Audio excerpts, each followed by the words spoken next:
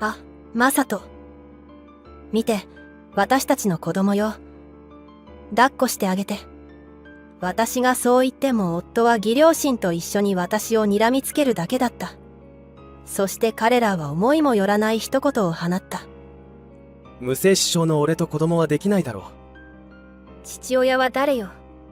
離婚させてやるわ。いきなりそんなことを言われて唖然とする私。すると医師が私の代わりにこう言った。それでは誰が父親なのかしっかりと調べましょうか。ね。夫と義母は医師の発言に突然焦り出した。私の名前はのぞみ、31歳の会社員だ。夫の正人とは結婚して2年になる。私たちは大学時代の同級生で、社会人になっても交流があって気づけば自然と交際がスタートしていた。そして3年ほど付き合った後、彼からプロポーズをされて私たちは結婚することになった。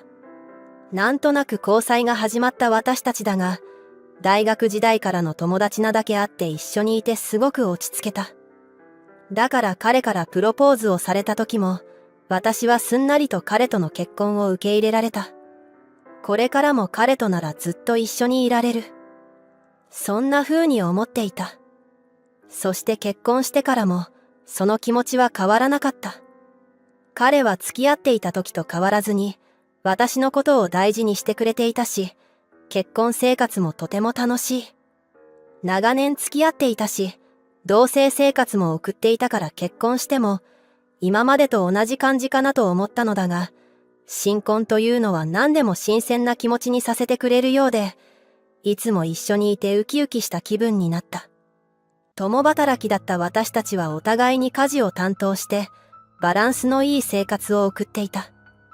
夫も一人暮らしの期間が長くて、ある程度自炊ができたのでとても助かっている。最近はカレーの味にこだわるのにハマっているようで、いろんな香辛料が家に常備されている。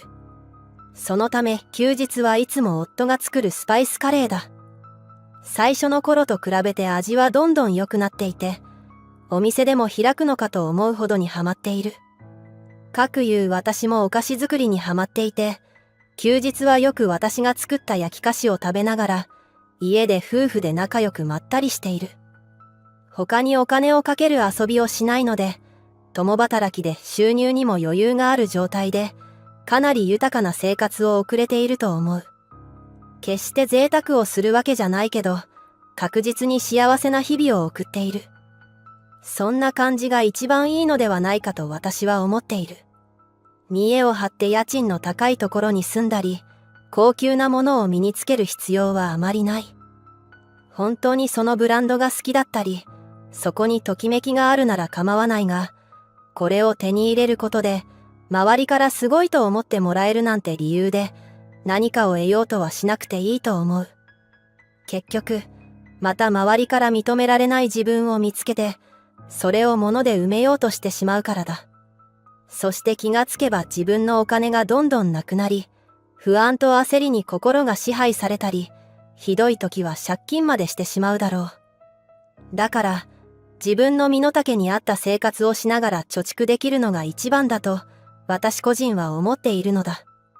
きっと夫もそう思っているから、私たちはこうして2年経っても幸せな結婚生活を送ることができていると、私は考えている。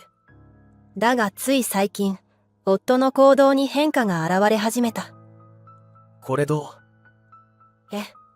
新しい服。珍しいね。かっこよさそうだなって思って買ったんだよね。で、ど似合ってるよ。う？よかった。でもそれってブランド品だよね。よく買おうと思ったね。どうしても欲しいなって思ったんだよ。そっか。今まで服に興味のなかった夫にしては、珍しいなと私は思った。まあ人の趣味は突然変わったりするし、夫が納得して買っているなら問題はない。だが夫はその後も見た目に変化が現れていった。髪型も流行りのものにするようになったし、香水までつけるようになった。最近どうしたの？なんだかすごく身なりに気を使ってるけど。いや、俺も課長になっただろ。そしたら途端に部下たちの目が気になっちゃってさ。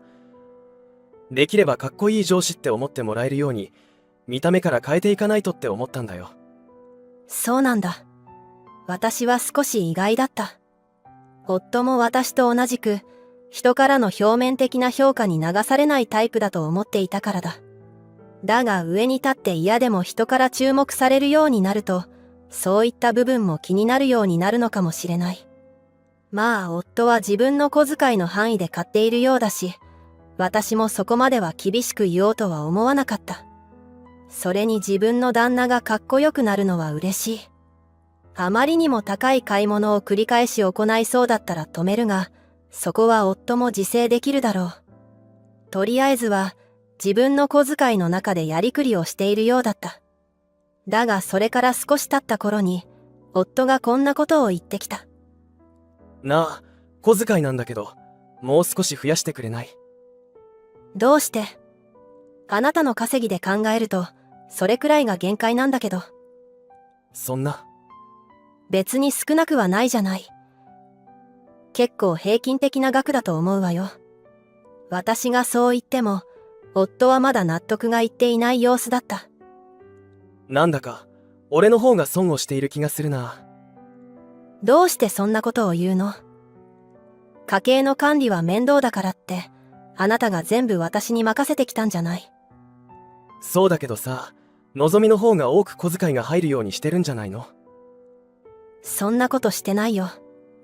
私はいい加減しつこいと思った。私が怒ったので夫もそれ以上はその話をしてこなかったが、ここへ来てこんなことで喧嘩をするようになるとは思わなかった。一応、それから仲直りはして普通の日常に戻った。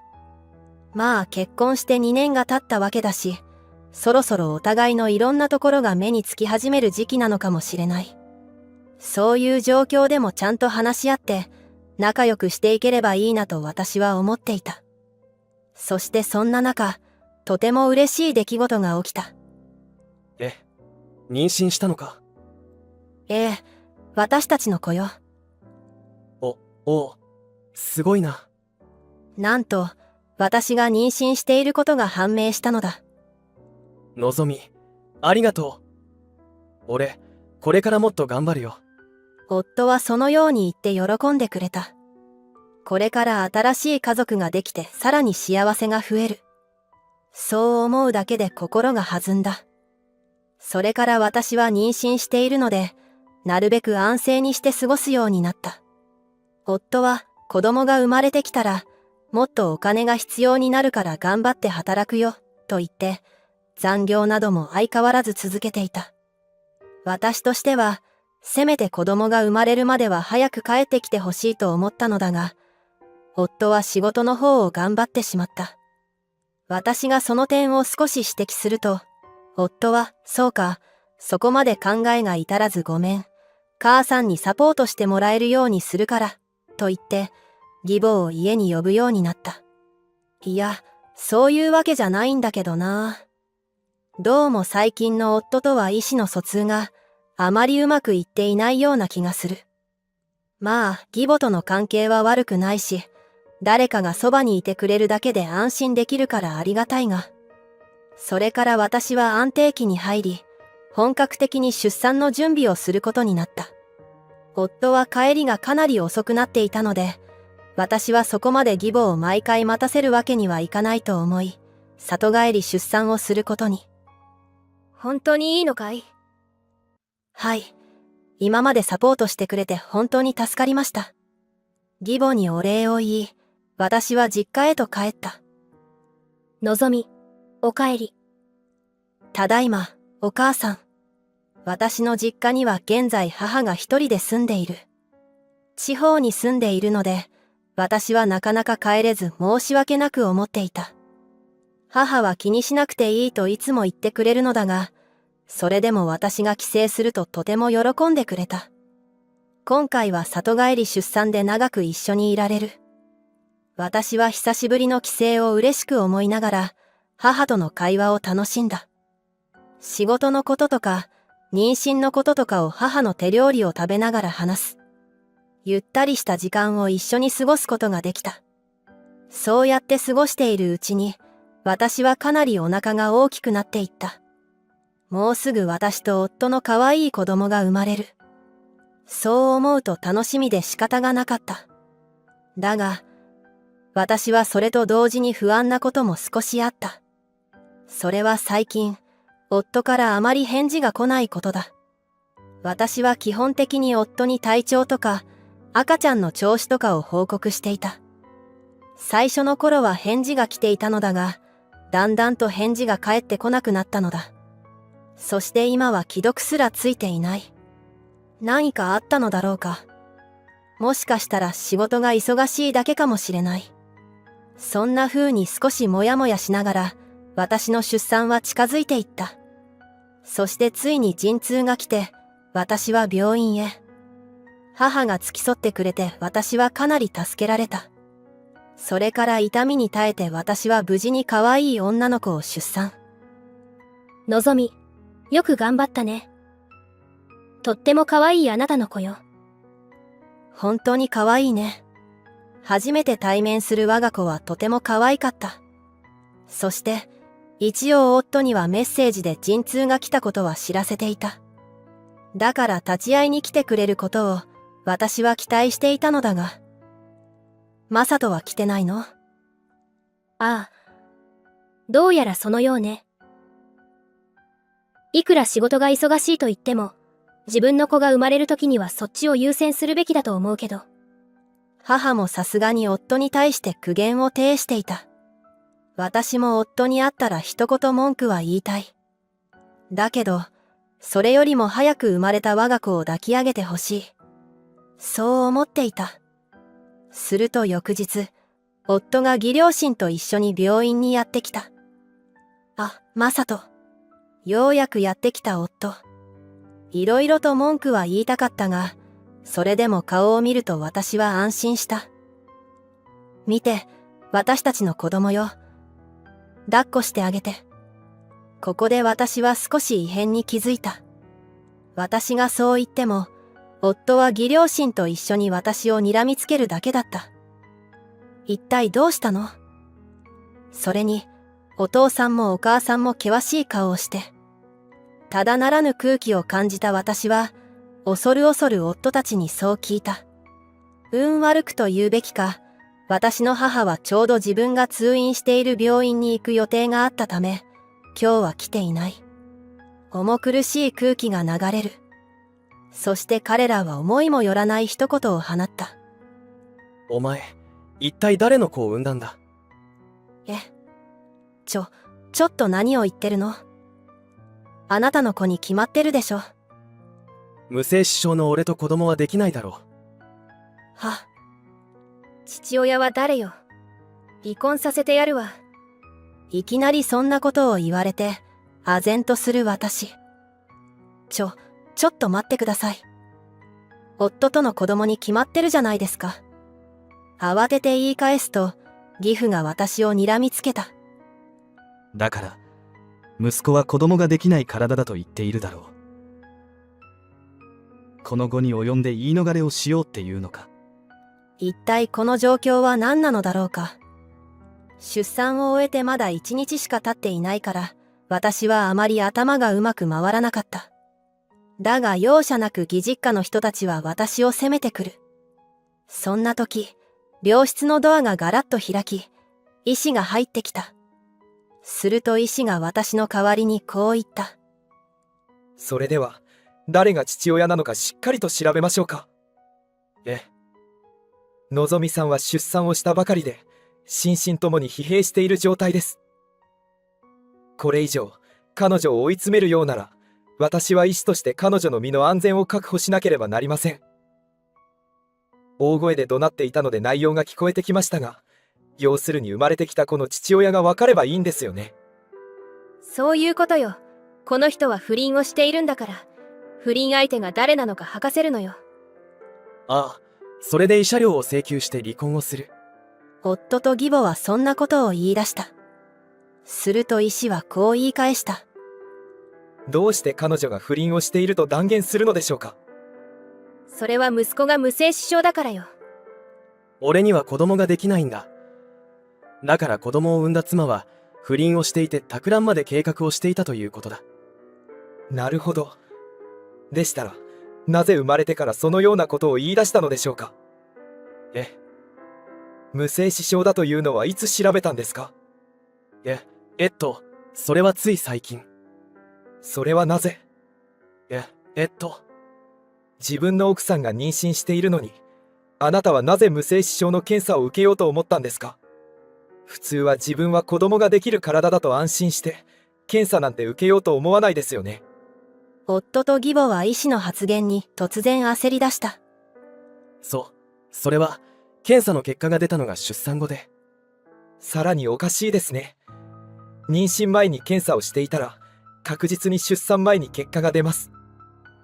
そしたら結果が分かった時点で今みたく彼女を問い詰めますよね。それは。夫の発言が怪しいことを指摘する医師。それを聞いていた義父も医師の発言に賛同し始めた。確かに彼の意見が正しいように思うぞ。私は息子が嘘をつくはずがないと思っていたが、だんだんとおかしな点が出てきているな。本当に無精子症なのか。本当だよ。じゃあ診断書などはどこの病院で見てもらったんだ。義父も一緒になって問い詰め始めたので、夫と義母はさらに慌て出した。ちょっと待ってよ。あなたは息子のことを信じないの？息子のことは信じたいが、俺は真実を知りたい。それでは DNA 鑑定をしましょうか。DNA 鑑定という言葉が出ると、夫と義母はさらに慌て出した。そんなの必要ないだろ。そうよ。マサトは子供ができない体なんだから、それで結果が分かってるじゃない。それを証明するためにも DNA 鑑定は必要ですよ。そして不倫だと訴えて離婚するなら、なおさら詳しく調べる必要があるでしょう。医師がそう言い切ったので、夫と義母は絶句した。私はようやく頭が回り始め、この子を自分が守らないといけないという思いで言葉を振り絞った。DNA 鑑定をしましょう。ちゃんと結果を出して、あなたたちが嘘をついていることを暴いてやるわ。それから、医師が義実家の人たちを病室から追い払ってくれた。本当にありがとうございます。いえ、お気になさらないでください。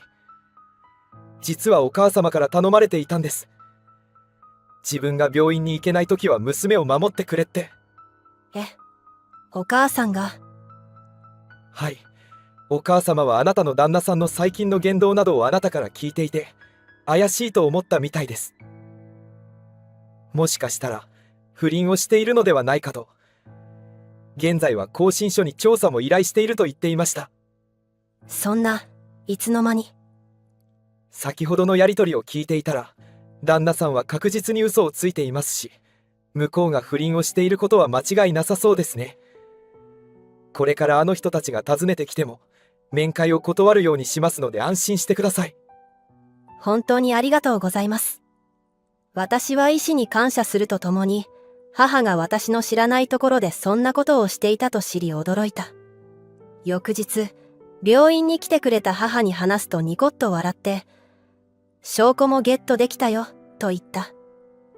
私にとって大事な娘と孫だもの。守らないとね。母が入手した夫の不倫の証拠を確認すると、そこには夫が職場の部下とホテルに入っていく様子が映っていた。許せないわ。自分が不倫をしていたくせに、私に疑いをかけるなんて。そして私たちは証拠を持って義実家へ。義父は不倫の証拠を見て驚き、夫と義母は顔面蒼白の状態になった。本当は不倫相手と一緒になる予定だったから、私に無実の罪を着せて離婚しようとしたんでしょ。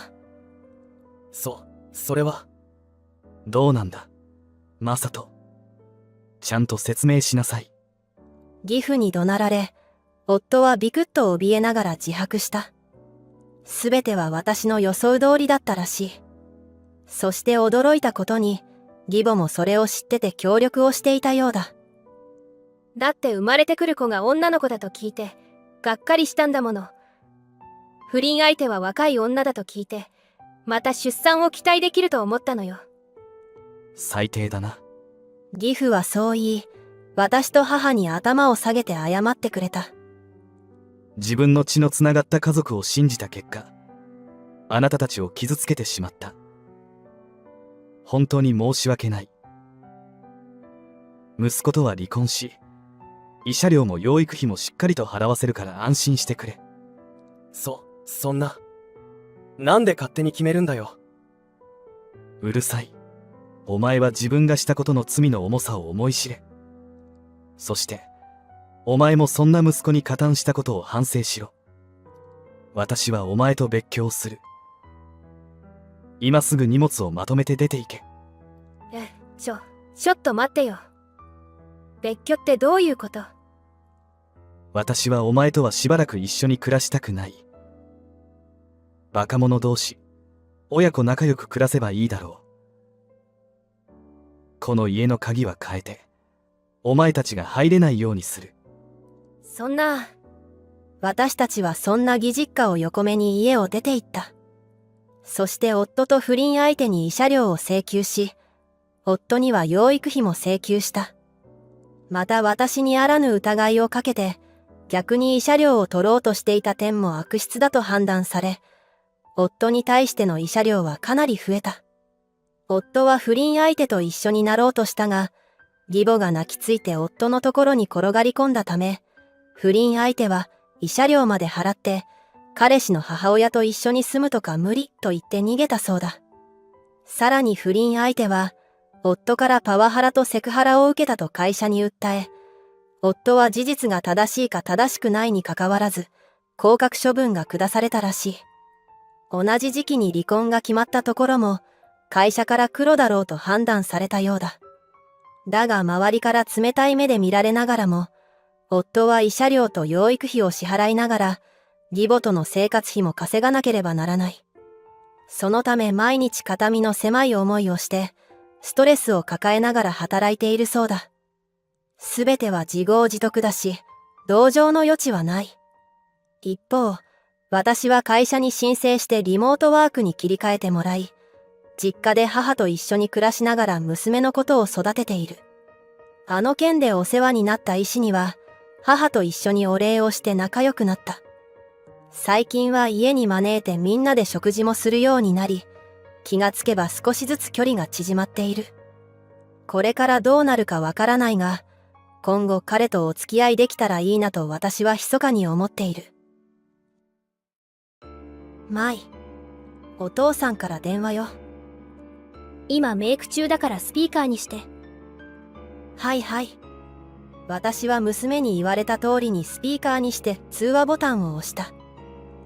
舞、今日はよく眠れたか？大丈夫だよ。それは良かったよ。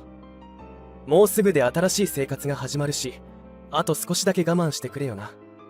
一体何の話をしているのだろう。夫の声はとても優しくて、娘を信頼して愛しているという感じが取れた。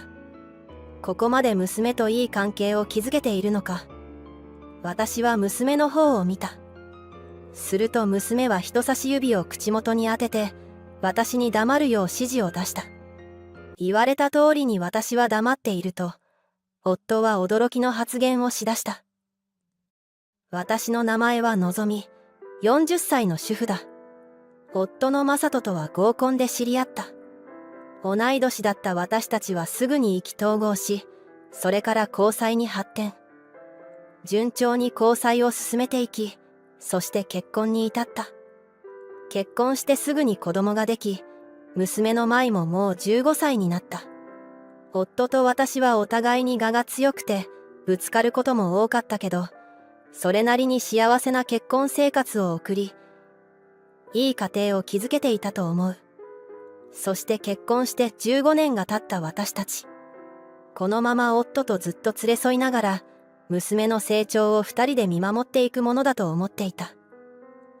今度の結婚記念日ってどこか行くの？ある日娘がとても嬉しそうに聞いてきた。まだ決まっていないけどディナーくらいはしたいわね。素敵。高級レストランで夜景を見ながら食事をするんでしょ？そんなプロポーズの時みたいな感じになるかはわからないけど、ちょっといいお店には行きたいわね。いいな。私、ちゃんと一人でお留守番してるから楽しんできてね。ありがとう。そんなことを娘と話しながら、夫がどこに連れて行ってくれるか私は期待していた。だがどれだけ日数が近づいていっても、夫から結婚記念日についての話は出てこなかった。もしかしてサプライズか何かを用意してるのかな。今年は15周年の記念だし、特別なお祝いを用意してくれているのかもしれない。それならあえて結婚記念日については話題に出さないようにしておこう。私はそうやっていつも通りの日常を過ごしながら、夫からのアクションを待った。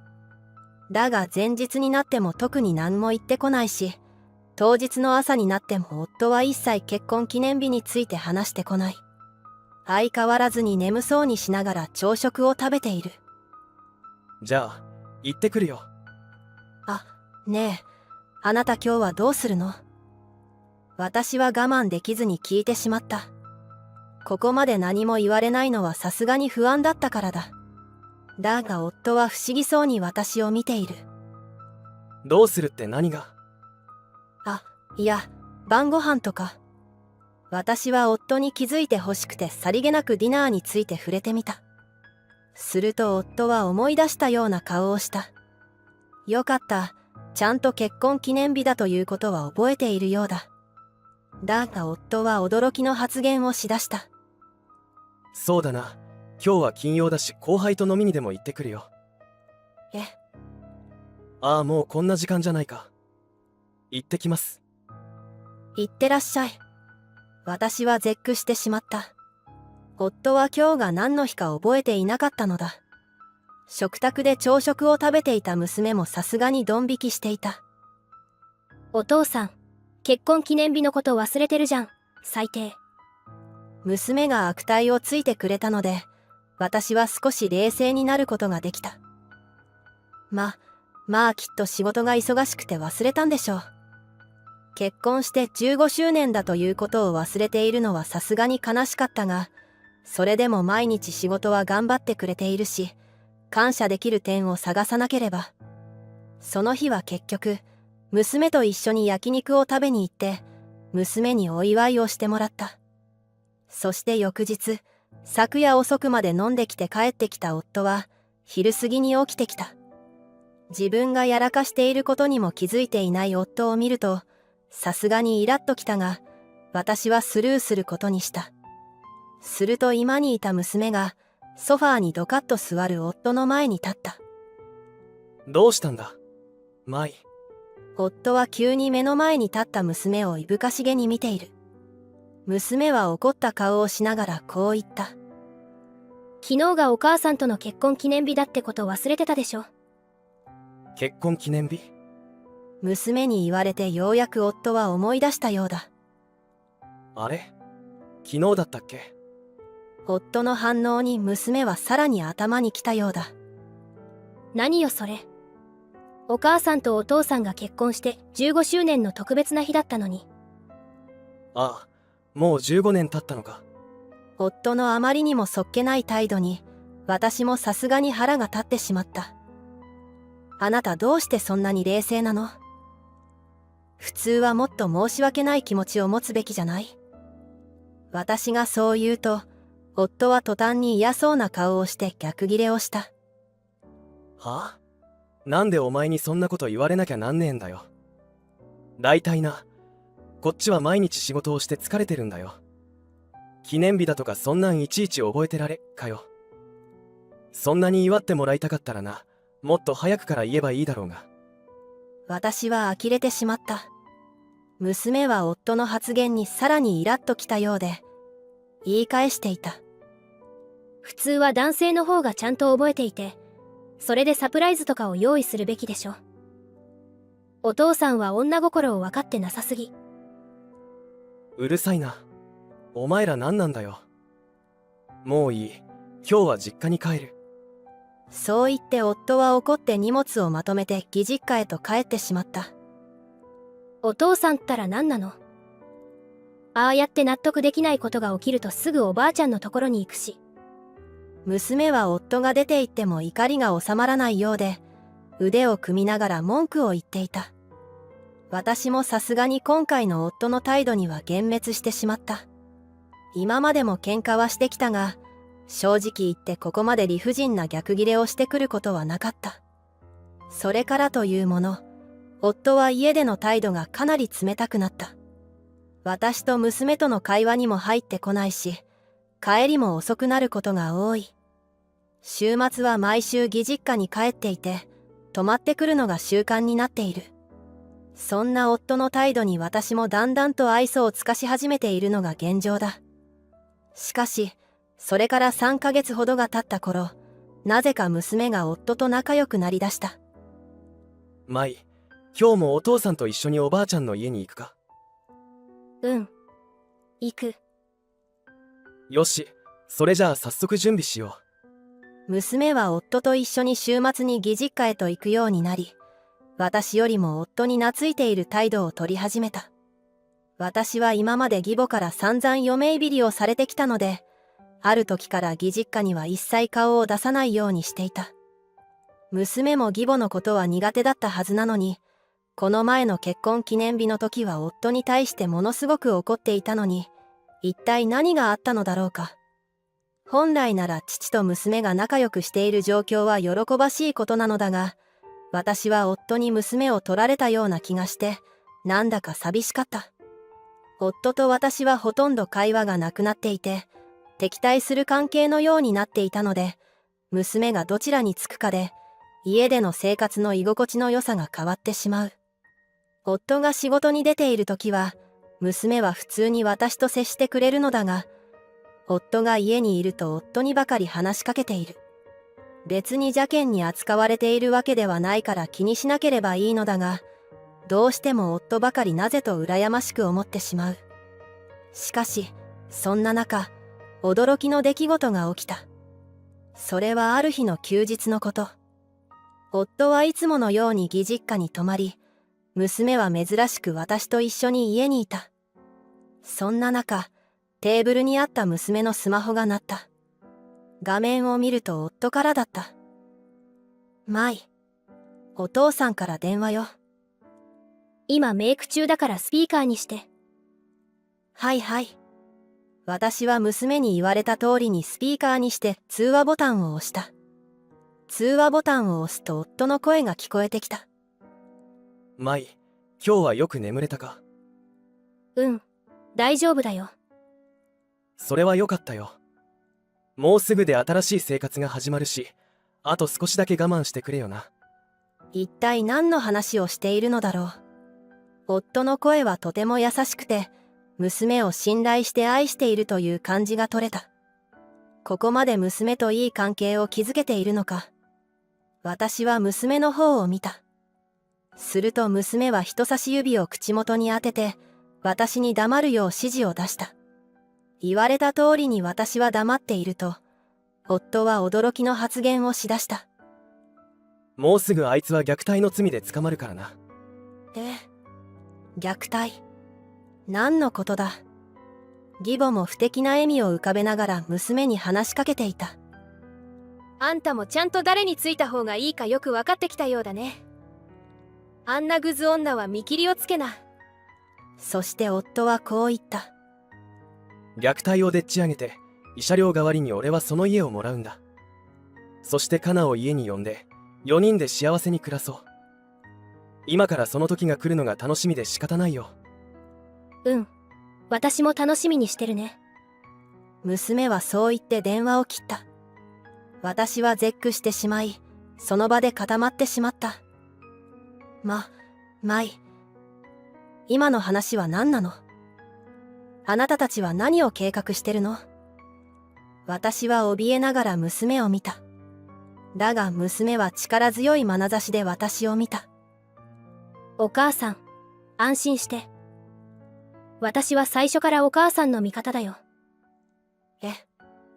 そう言って娘はここ最近のことを教えてくれた。娘は数ヶ月ほど前、お友達と街で遊んでいる時に夫と義母が見知らぬ女性と3人で歩いているところを見かけたらしい。それから何か怪しいと思ったそうなのだが、夫に直接聞いても絶対に口を割ってはくれないだろうと思ったそうだ。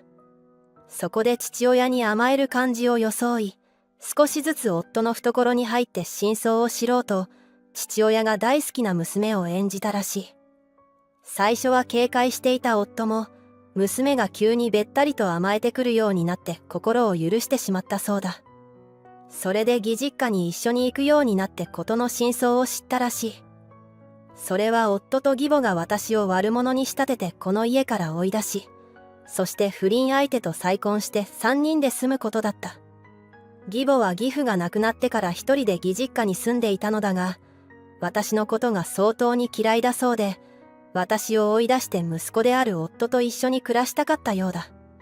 夫は前々から不倫をしていたようで、不倫相手と義母を合わせて、それからは3人で結託して私を追い出す計画を立てていたそうだ。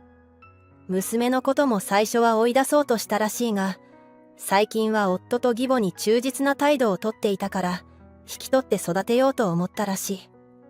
だが娘は娘で夫と義母の悪事を暴いて、私に渡すためのたくさんの証拠を集めていたようで、不倫の証拠写真や夫と義母が計画を話している録音音声などを渡してくれた。私はすぐに警察に通報し、夫と義母が詐欺をしようとしていることを報告。そしてその後は弁護士を雇い、夫と戦う準備をした。警察に通報した後、夫はすぐに家にやってきたようだ。私のスマホに鬼のように電話が鳴ったのがその証拠だろう。おい、どこにいるんだよ。なんで俺の実家に警察がやってくるんだよ。私が居場所を教えるわけないでしょ。あなたとお母さんがとんでもない計画を立てていたっていうのに。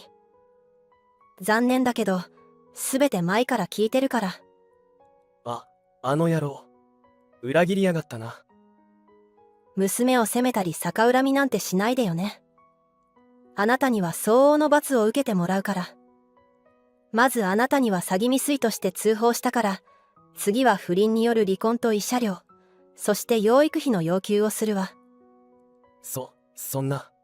ふざけんなよ。ふざけているのはあなたでしょ。私は絶対に許さないから。そしてあなたが欲しがっていたこの家だけど、私が親から相続した豪邸だし、それに高く売れるみたいだから売ってしまうわ。はあ？なんでだよ。その家が手に入らないなら、俺はこんなことを計画した意味がないじゃないか。そもそもあなたの手に渡ることなんてないから。もし渡すなら私が死んで前に相続するってことくらいね。でも、あなたに奪われたら嫌だから売るわ。とにかくあなたのことはもう信用できないから、弁護士を通してさっき言ったことを実行するわ。おい。待ってくれ。夫がまだ何か言っていたが、私は無視をして電話を切った。その後、弁護士を通して離婚と慰謝料と養育費を夫に要求。慰謝料は無事に夫と不倫相手から支払ってもらえた。養育費に関しては、分割で夫から支払ってもらうことになった。元夫は借金まみれになり、さらに豪邸も手に入らなかったので、不倫相手から捨てられたらしい。しかも不倫相手は会社の後輩だったようで、不倫相手は逆恨みからひどい扱いを受けたと会社に報告し、元夫はパワハラのセクハラ野郎として会社で大問題となり、減給の上で地方に左遷された。元義母は今回の件が近所の人たちにバレてしまい、不倫相手を許容したり、孫に虐待を容認させようとしたヤバいやつ認定されて、避けられているようだ。一方、私は新しくマンションを購入し、娘と一緒に暮らし始めた。今回私を守ってくれた娘には感謝しかない。これからも親子仲良く支え合いながら幸せに暮らしていこうと思う。ご視聴いただきありがとうございます。本日の物語はいかがでしたか？チャンネル登録よろしくお願いいたします。では、次の物語でお会いしましょう。